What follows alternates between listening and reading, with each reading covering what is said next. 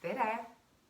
Minu nimi on Barbara ja Merit küsis minult, et kuule Barbara, räägi nüüd see asi ära, et kuidas sina siis enda elu rikastad, et what's your story on ju. Ja mina mõtlesin, et wow, et see on umbes selline küsimus, et kes sa oled, et kus sa nüüd siis oskad vastata. ja siis ma mõtlesin, et minu elu kõige rohkem rikastab ilmselt minu kodus olemine, minu mees ja minu kass. Kõige rohkem mulle meeldivad emased kassid, issand, ei kujuta ette. Ma olen reaalselt otsinud kassi reisides, et mul on kodus olnud, 29 aastat on olnud kassid või enne seda ka, aga siis ma lihtsalt seda perioodi enda elust ei mäleta, ma olen nii tatikas, jah, ilus sõna küll. Aga jaa, et ma otsin kassi ja nad annavad mulle täiesti sellise hingerahu, ma võtan selle eriti emase kassi sülle ja siis on ka zen, nüüd on zen.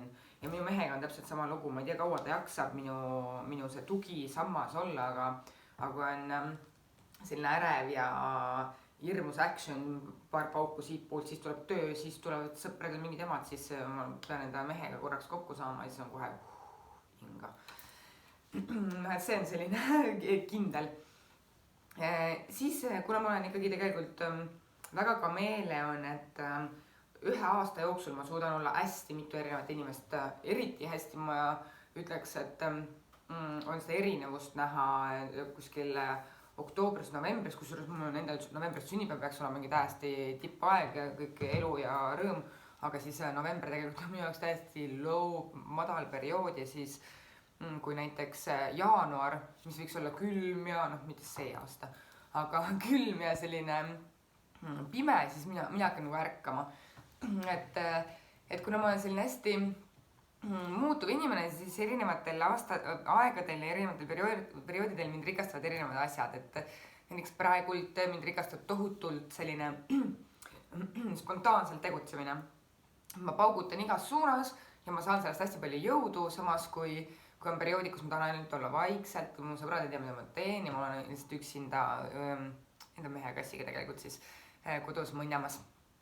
Siis mind tohutult rikastab reisimine, me reisime niimoodi, et meie üks reis kestis näiteks 8 kuud, ja kunagi me ei teadnud, kus me järgmine päev olema, et sügasime kukalt seal, siin juba hakkab igavaks minema, mis me homme teeme, lähme Kambodžasse, läinud olimegi, et selline spontaanne toimetamine on väga äge. Ja mis mulle veel jõudu annavad, teate täitsa naljakas, kui ma mõtlesin selle peale, et mida ma siia siis videosse räägin, mis mulle jõudu annavad ja millega ma enda elu rikastan. Mõtlesin ühe sõbranna peale ja teate, nii kui ma selle peale mõtlesin, nii ta mulle kirjutas, tšau Barbara, mis teed? Et selliseid sõbrannad on mul 2, kes justkui loevad minu mõtteid, mina loen vahetevahel nende mõtteid ja selliseid inimesi tuleb hoida ja kõigepealt tuleks need ära tunda ja enda siia siseringi lasta, et neid armastada ja kuidas siis öelda, nendega koos kulgeda, sest kunagi ei tea,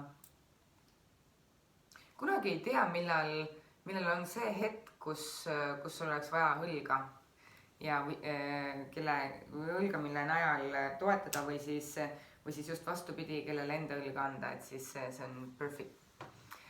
Vot, selline rikastamislugu on minu poolt. Leidke endale oma rada ja käige seda teed.